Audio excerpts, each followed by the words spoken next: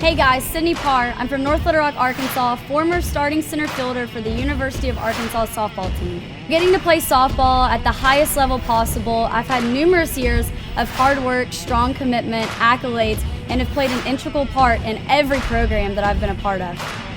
I'll be the last man standing.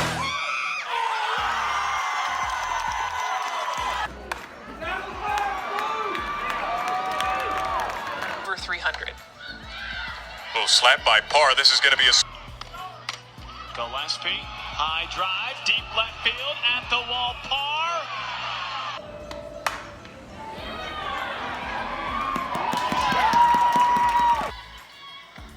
This ball slapped down the left field line. It's a base hit.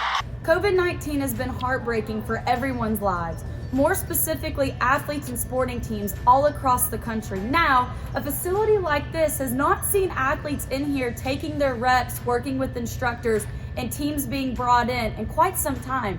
Hopefully, if COVID-19 makes a turn for the better, a facility like this will be filled with athletes once again. The 2019 season has been outstanding for the baseball team. What's been working? You know, Casey Martin, he's up for Male Rookie of the Year. Can you just talk a little bit about he as a player? Isaiah, you started out with a 0 ERA. What was working for you this season? What's up, guys? Sydney Parr here. I am so excited to announce that today I will be dropping my first ever episode of Between the Lines. Who's the athlete? Tyler Zuber, relief pitcher for the Kansas City Royals. We are talking all things baseball. His time pitching at Arkansas State, his draft process, what it was like throughout the minor league system. He made his big league debut last season. He pitches in the bigs now. Who he is as a person, his journey, some adversity that he's faced. Tune in if you want to learn more about Tyler Zuber. His story is amazing. I want you to tell me, Tyler, about not being drafted until your senior season and being paid under slot value, but look where you are now. So what was your draft process like? Good morning, and thanks for joining the first episode of Between the Lines. I'm your host, Sydney Parr. Today, I have joining me a relief pitcher for the Kansas City Royals. He's an Arkansas native who played for Arkansas State and then was drafted in 2017, the 6th round, 180th pick to the Kansas City Royals. He made his major league debut last season. He's a fireball on the mound and is said to have bulldog mentality. Tyler Zuber, everyone. I want you to briefly describe your time. So a lot of viewers, they don't really understand what goes on within the minor league system. We're gonna fast forward to your debut pitching in the show. So after years of hard work, like you've already talked about, the highs, the lows, the adversity that you faced, just the total grind of it all, what were the feelings, the emotions, the nerves of you pitching, wearing the Royals jersey in your debut? And routine is a big part of any athlete, but specifically for pitchers, you've got to stick to a routine. So just briefly tell me, what's your preparation? What's your routine? What's your approach on the mound? You're facing the best of the best. So what's your approach? What is your bread and butter pitch that you heavily rely on? And then I want you to talk to me about the development of your changeup and how that's helped you. It was another Hogs Against the World opportunity this weekend as the Razorback football team took on the #1 ranked Alabama Crimson Tide. There wasn't many bright spots for the Hogs as the Tide was victorious 48-7. However, for Fayetteville native Cheyenne O'Grady, the star tight end now holds the record for most touchdowns by a tight end in school history. O'Grady broke Jeremy Sprinkle's record, previously notched at 11 touchdowns. It was a perfect timing for O'Grady as a tight end broke the record one day before National Tight End Day. It is a prestigious honor as the Razorback football team has produced multiple tight ends to the National Football League. The SEC is said to be one of the toughest conferences to play in, but for Arkansas native, she took the softball diamond by storm. A year ago, she traded in the black and gold for Razorback red and white, and she's ready to play in the Lady Razorback softball uniform this season. Sydney Parr, Braxton Burnside, final decision in transferring, coming to Arkansas, still staying in the SEC. Because of the NCAA rule, you have to sit out a year, transfer within conference. What was that year like, the 2018-2019 season, sitting and watching, knowing what you can do out on the field? In 1994, the Razorback men's basketball team won a national championship. Every team builds up to be something great. Prior to 1994, one player who impacted the program beyond measure is Sidney Moncrief. He was dominant for the men's basketball team from 1976 to 1979.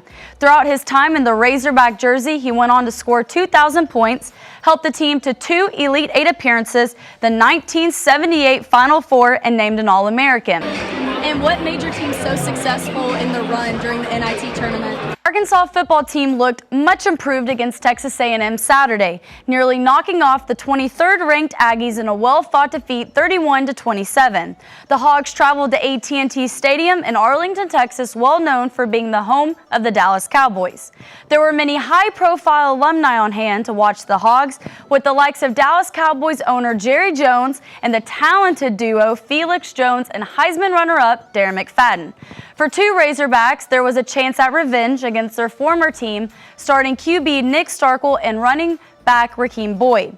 Both are former Aggies before making their way to Arkansas. Starkel and Boyd got off to hot starts, however, after throwing an interception in the red zone while attempting to tackle an Aggie defender, Starkel was injured and carted off the playing field with a left arm injury.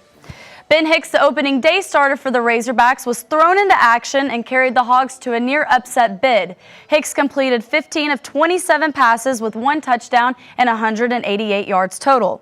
The Hogs fell short on a 4th and 5 with an incompletion to C.J. O'Grady, resulting in a turnover on downs and a victory formation for Texas A&M. Once the news broke and we were told that our season would be canceled, we were all quite bummed. I was not happy about it. I was quite upset because, like what Coach Steifel had said, we really had a special group, and I really saw our team going a really long way and being successful. But then you kind of step back and you reflect on it and you think, wow, like there's a lot going on within our country and the world right now that, at the moment is a lot bigger than sports. It gives me the chills. I mean, still to this day, after a game when we call the Hogs and I just look around and see all of the faces in the stands, whether it's a young girl, a dad and his daughter, a family, no matter who's in the stands, I just love to pan and see everyone calling the Hogs just because I was in their shoes at one point. I'm just so proud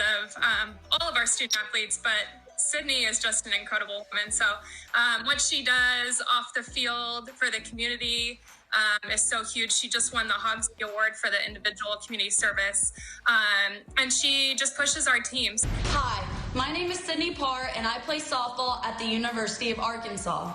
Please roll in favor of eligibility relief for me and all of my fellow Division I student athletes.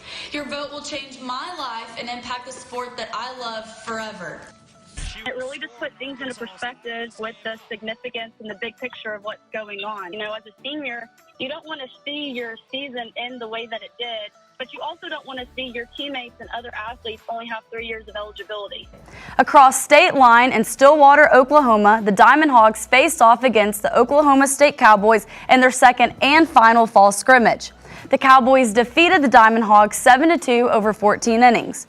Sophomore Christian Franklin paced the Razorbacks, going 4 for 7, along with Heston Kerstad, who went 3 for 6 at the plate. Besides a 5-run 13th inning by the Cowboys, Arkansas pitchers were stellar. Connor Nolan got the start for the Razorbacks, giving up the only run allowed by Razorback pitchers through 9 innings.